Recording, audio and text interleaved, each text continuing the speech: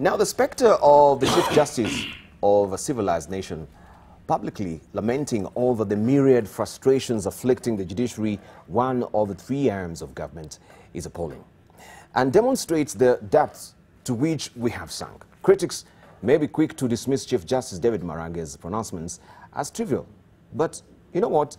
That is to miss the whole point. Listen, there is a serious and a fundamental problem between the judiciary and the executive and even the legislature. Since the unprecedented Supreme Court ruling that nullified President Kenyatta's electoral victory in 2017 and he threatened to revisit the verdict, things have never been the same again. The judiciary appears marked to be demolished and forced to kowtow to the executive. The surest way of doing so is through severe cuts of budgets and privileges. And of course, we had him yesterday. We just want to put it down to also on the table with our discussion with our panelists to discuss this, and also to ask you to weigh in also on social media. AM Live NTV is a Twitter handle, AM Live NTV our profile name on Facebook, and 20686 our SMS portal. Do you think there is a particular intent from the executive to try and frustrate the judiciary, as we saw yesterday, the Chief Justice lamenting from the Supreme Court? Right. Let's just listen in a bit. And the PSS are bragging that the CJ will or should be removed before the end of this year. Really? Kumbe hii nchi kuna wenyewe. A visibly vexed Chief Justice in a stinging rebuke of the executive. All right, hii nchi kuna wenyewe? Well, the Chief Justice seems not to know, right? But let's hear from Boni Khalwale, or I've lost my sequence. Is this Otiende Molo? Let's begin with Otiende. Yes. Because I think this is where you really get affected as well. Yes, I think it's unfortunate. First of all, there is nothing wrong with the Chief Justice sharing his frustrations with the public, because where else will he take them? Yeah. The Chief Justice cannot sue the executive for frustrations. The Chief Justice does not sit in Parliament and does not even get any moment to address Parliament. Under Article 159, judicial authority derived from the people directly. So the only forum that the Chief Justice has of sharing his frustration is with the people. And he's done that before. I think this is the second time. Yes. You remember the first time when he was equally frustrated and he voiced it, and somehow some of the relations were mended. That was at the bombers of Kenya during the... and then on this, I think, corruption and I agree with the summary. I think it is unfortunate because since the decision of the Supreme Court and the President threatened to revisit, despite all efforts to mend fences, I think this is a revisit.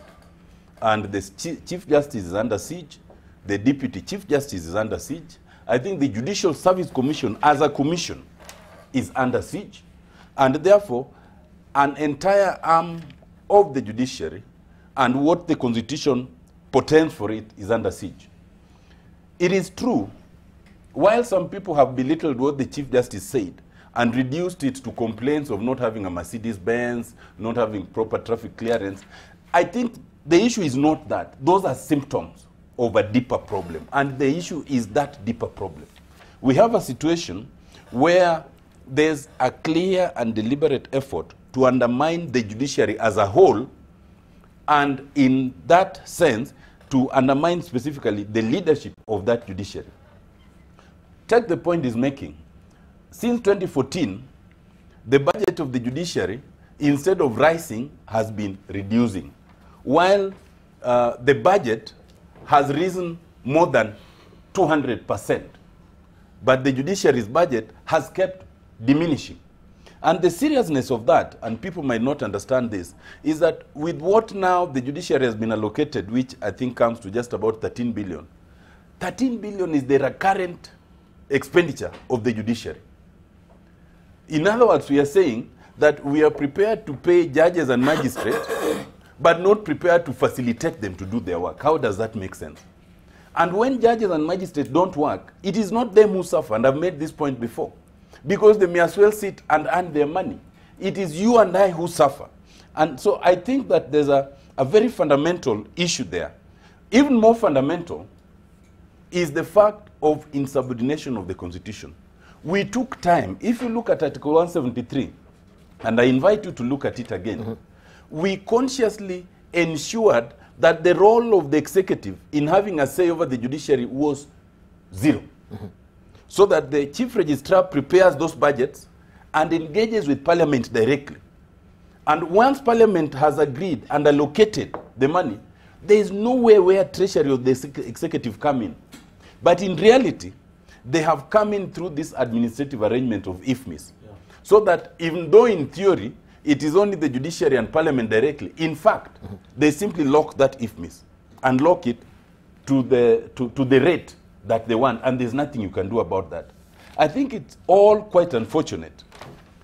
I must say, though, that while we all need to defend the judiciary, and we must, and I can tell you that Parliament does not quite have a problem with the judiciary. And we had this debate last week on the floor of the National Assembly, and the sentiments were actually all in protection of the judiciary. There's also a sense in which the judiciary did what I would call self-subordination. I think in an effort to avert that revisiting, the judiciary might have bended a little too much for the executive. And for us who are also practitioners, you kind of notice that. First of all, you notice in the kind of influence that the executive then has in prosecution. You suddenly find that the larger say in terms of how prosecutions are to go are in the hands of the DPP and the DCI and generally the executive. And the judiciary tends to accommodate, including, and we lamented about that, there was a time where anyone who was charged would routinely be locked in for no reason. And it's unconstitutional. The judiciary kind of accepted that. There was a time, and I can tell you, where some of the magistrates and judges who appeared to be more robust, a number of them were transferred, from, especially from Nairobi, in an effort perhaps to make sure that they don't quite give those kinds of orders. So there was some sense of self-subordination. But I think the Chief Justice has realized, the entire judiciary has realized, that once you subordinate yourself an inch, then the executive will demand an arm. And that is something that must not happen. We must protect the judiciary, not for the benefit of CJ Maraga, but for our own collective benefit. But how optimally has the judiciary also been using the money allocated to them? A case in point will be the digitization of judiciary system as it is right now. We know that a lot of digital equipment have been installed within this particular courts, but we see they're not even using this particular equipment as it is right now, and we're talking of billions of shillings in installing this particular equipment. So are they also using of course the funds that have been allocated to them judiciously as it is right now? Why are the systems not really working as it is? Well, first of all, I don't think that would be a legitimate concern, because but you've been to court yourself, and yes, still you're using the long hand in taking this, some of these cases in the courts. Yes. The idea of digitization and having transcript has never really been, rolled out. It has only been on a trial basis in a select number of courts. In fact, even in the complaint right now by the CJ, you will see that even the money that was allocated for that, which was 400 million, has all been taken away, because it was supposed to be rolled out systematically over the years. So when that money is not even there, you cannot blame them. Secondly, it is true, and this affects all departments. But the case is they're not functional. No. They're not what functional. I'm telling you, Debal, is that there is no question of them not being functional. They have not been installed. They have not been installed. It's been on a trial basis on a select number of courts. Very few. Yeah. Very, very, very few. Not even more than 10. And so the effort, like the 400 the CJ is talking about here, was supposed to be so that every year it's incrementally, rolled out. But now that stopped, since the monies, because those are developmental monies, they were all slashed. But I think that it is true that there have also been instances of misuse of money in the judiciary. And we know, for example, that historically, like the idea of moving the Court of Appeal somewhere to Upper Hill, and then they initiated that whole thing and installed, and then the judges could not go there. That was wastage of money. But in fairness, those who are involved are facing prosecution for that. And at that time, in fact, the CJ, the current CJ, was not even CJ then. So those are historical things that must be dealt with. But let's focus on the fundamental issue. The idea of undermining a judiciary is not good for any country. All right, undermining the judiciary, undermining also the Auditor General. Where are the independent institutions, of course, heading to? Yes, where it comes to, you know, the interface between those institutions and the executive. Aaron Cheriot. Or is it Boni Halwale? It's Aaron Cheriot. You continue. I continue. You see, Dibal, I agree with Otiende Amolo 100% on this particular topic. And this is not the first time, by the way, we are speaking on this issue about the executive trying to overreach its influence over the judiciary. And it's good that many people are beginning to understand the things that some of us have been saying about this issue for a long time.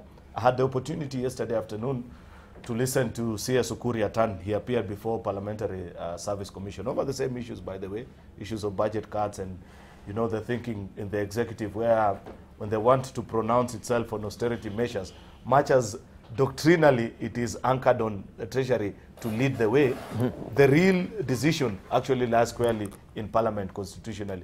And the debate, and I listened to his explanation on why we need to have these budget cuts, makes a lot of sense only if Treasury was doing this in good faith. And unfortunately, I find what they are doing to the judiciary, the same is being done to Parliament and constitutional commissions, all the Chapter 15 commissions, to be spiteful, to say the least. That when you give an organization that is supposed to oversee very critical segments of society money to pay only salaries, what else are you telling them? When you give Kenya National Human Rights Commission for 3 successive years, as has been the case, money only enough to pay salaries, not even to pay, not even to buy fuel or petrol to be able to go to different parts of these countries where there have been instances of violations of human rights, what are you saying?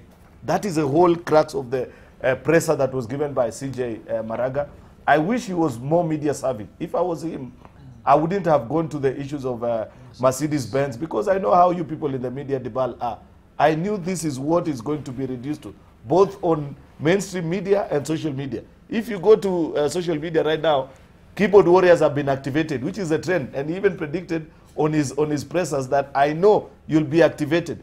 The #1 trending topic right now on Twitter is Dear CJ Maraga, and it's all the focus about the Mercedes-Benz and the things that others consider to be luxury. Unfortunately, that is a country we live in, where it doesn't matter how salient the points you're raising are, it will always be trivialized and reduced to that level.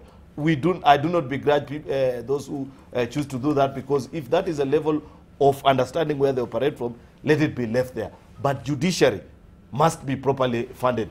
Access to justice is a very key and cardinal right that Kenyans bestowed upon themselves when they brought in the 2010 Constitution. Therefore, I agree, and I want to urge my friends, I don't know if Otiende Amolo sits in the JLAC committee. He doesn't. But you still have the opportunity on the floor of the House to convince your colleagues that it is not possible that for us, who a country where you have almost 400,000 cases being filed and only half of that being solved, and these are people that are disputing about land, about property, somebody has lost, somebody has had their rights violated by a bigger being, and they are not able to access because of these budgetary issues.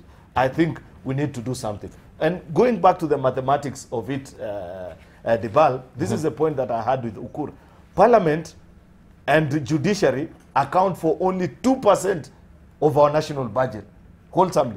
98% is left with the executive to share amongst themselves and counties. Yet in these proposed budget cuts, despite the fact that initially they had been funded only to the level of 2%, the executive wants to offer budget cuts of anywhere between 12 to 15% for both judiciary and Parliament. That cannot be acceptable. If at the point of distribution you are so mean towards me, you cannot become generous at the point of trying to reallocate. And that is my point of departure with Treasury, despite the fact that I agree with them. And in fact, this is the proposal that I gave to C.S. Okur. If he wanted judiciary, if he wanted Parliament to revise their budget, then it ought to have been a consultative process where he writes and says, ladies and gentlemen, you understand the challenges that we are facing as a country. Please look into it and see elements within your budget where you think it is not necessary for you at this point, given the kind of economic strains that Kenya is suffering from. Secondly, on the issue of overreaching arms of a government, and he specifically mentioned certain CSS and PSS who are threatening him. That cannot be treated casually. If we have gotten to a point where, as the CJ was narrating, that he gets to Jomo Kenyatta International and he is told that you need a clearance from a particular PS or CS to be able to travel outside the country, then he is the one, as Maraga has actually let the country down, because it was incumbent upon him to reveal to the country who is this cabinet secretary, who is this permanent secretary, who still live in the dark days where the judiciary was treated as an appendage of the executive. We gave the judiciary independence, and CJ Maraga should never look anywhere else in terms of seeking authority, either to spend, authority to travel, or to go about any of his duties other than Judicial Service Commission, because that is the resident body. So the doctrine of separation of powers, very critical to a functioning democracy. You have had debate with us here on how, as parliamentarians, we have also become an extension of the executive, yes, which is a doctrine that earlier on we were saying that at the heart of this constitution is separation of power, so that everybody can do their job, which is what CJ Maraga was promising. Let parliament do its duty, let them do their legislative work, let judiciary do their work, let executive do their work. But what you have at the moment is a desire to overreach the operations of all the arms, right from judiciary, moving the same to legislature. Nowadays, it is becoming increasingly clear that whenever there are critical issues that are before the floor of parliament, there is just a certain phone calls are made and people are reaching out to the executive same ways. It's only that members of parliament cannot complain the way judiciary, the way CJ Maraga was complaining. But I think if I got a message out of his address yesterday, is that let everybody be allowed to do their job. So final point that I want to make, briefly, Dibal, is that unfortunately, much as we want to defend the judiciary, I think they also, to a certain extent, and on this I as well agree with Otiende, made their bed, so they should somehow be allowed to lie on it. They gave the executive a finger. The executive decided to go with the entire arm. What finger was this? What do I mean by this? You remember the issues that we have been speaking about lately, where you have certain magistrates who issue orders that when you apply common sense and the practice of a constitution, you do realize that this is on instruction of the executive. It cannot be that in a proper court of law. For example, I'll give you the example of the magistrates who have been issuing bail amounts of up to 100 million, 10 million shillings. By the time such orders are being issued, then where is the doctrine of innocence until one is proven guilty? Thank you. The ruling on Wamatangi's governor. Thank you. You know, that is something that judiciary is aiding the executive to fight political wars. And therefore, when you have those kind of practices, you end up also having the same in return. Boni Khalwale, are we having CSs also who are becoming lapdogs for the executive? Because we have the CJ, complaining about his frustrations he's given, especially at the airport, even maybe the presidential, or when we have state functions as well. He's being frustrated. He's not given, the respect that he deserves. So there's no modicum of respect. But are we having CSs also who are becoming, as I've mentioned, a pawn in this game of chase as far as the politics is concerned, that they're being used by the executive to frustrate some of the functions of these independent commissions? Especially, this is, of course, an arm of the government as well as it is an independent constitutions. I was very surprised when I heard that particular remark from the Chief Justice that a CS or a group of CSs were attempting to remove him. I will speak to it, but before I do so, let me confirm that to me, the long and short of the speech by the CS was a question of the CJ was a question of availability of resources. And this being the case, we should be asking ourselves, under this constitution, who is to blame? This panel agrees with me that under the constitution, the making of budget is today domiciled in parliament. So since we have three eminent parliamentarians here, maybe you want to tell the country why you are not availing resources to the judiciary.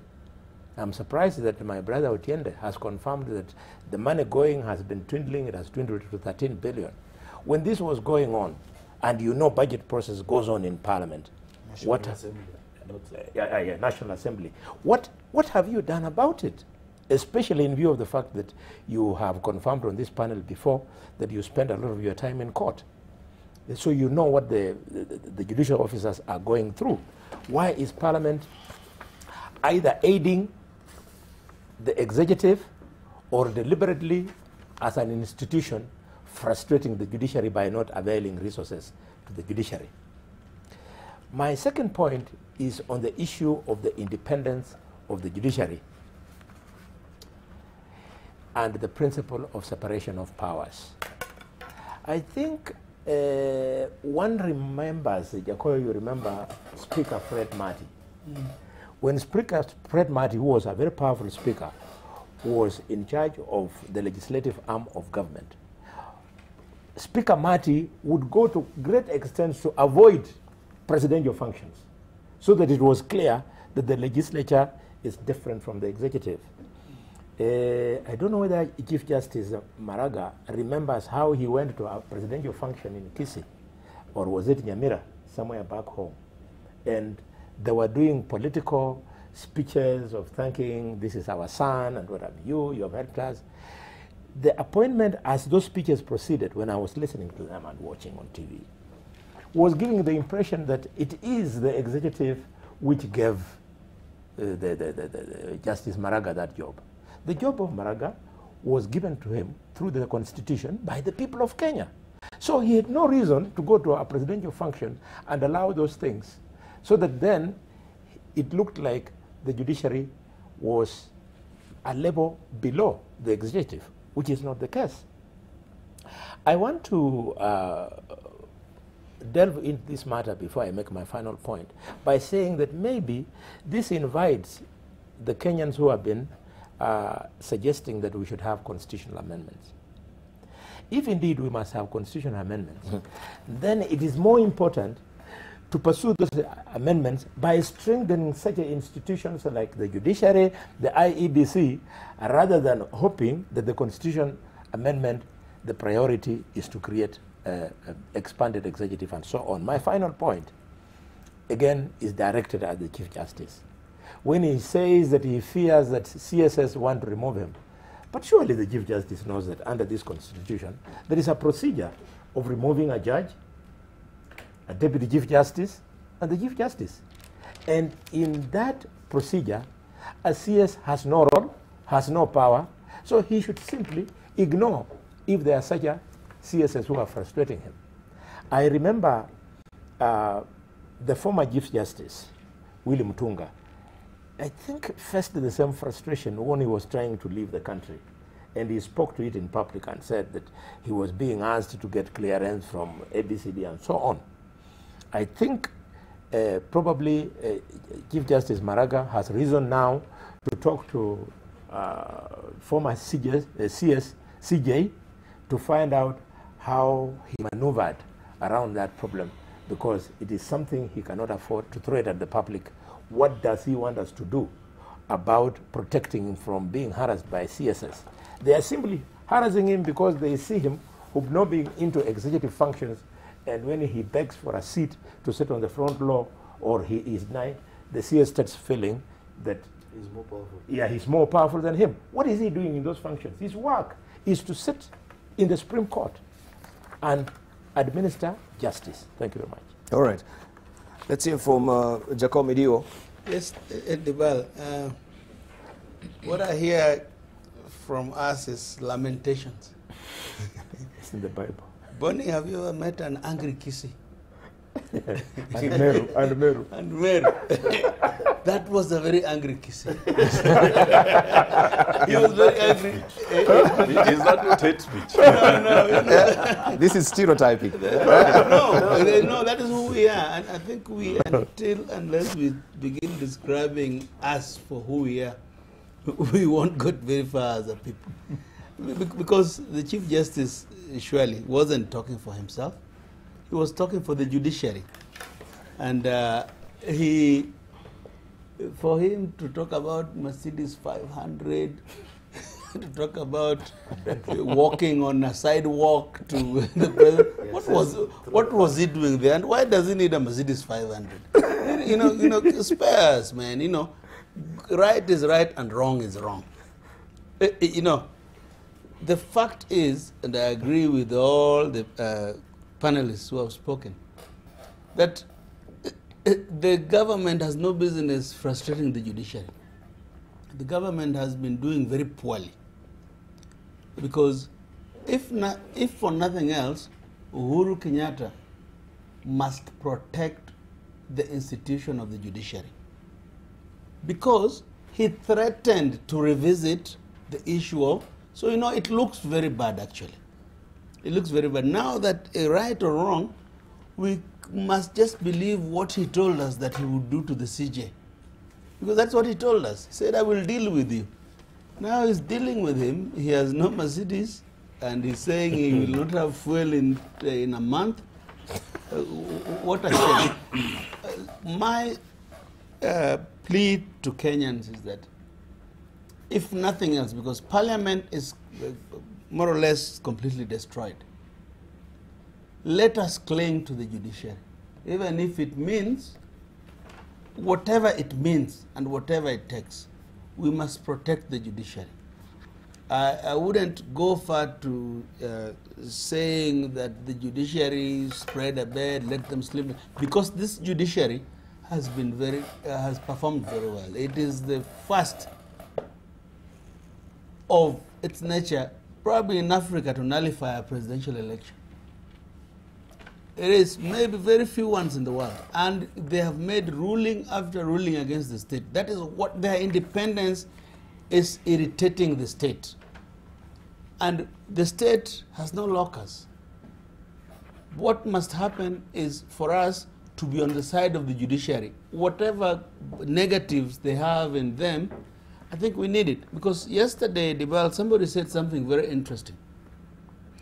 That as long as the Chief Justice says next month there will be no court in Nakuru, in Mombasa, and 2 or 3 other places, it means anybody with the appeal cases, their cases will not be heard.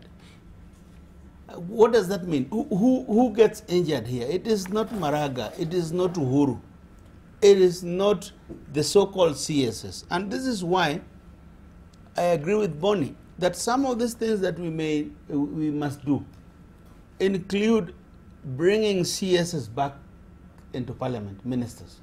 So we can ask them in corridors of Parliament, why are you doing that to Chief Justice? Why don't you think it looks bad? Because it looks very bad. When you pay judges handsomely, and the law is what the state needs to want to change if they want to control judiciary. As it were, the law only says the judiciary is responsible for its budget. Thank you. And does not need to go through politicians. Thank you. Their money needs to go to Anamadi and distributed as they wish. Right. Let us hear from Kimani Omatangi lastly on this, and then we should also be talking about Kibra beats before we wind up. Kimani Omatangi, briefly. Dibala, I think one of the points that didn't come out, I thought Aaron would have brought it out, was that actually when he speaks about having met Ukuri Yatani, is because Parliament was also a victim of the same circular, of the same information. No, he said it. And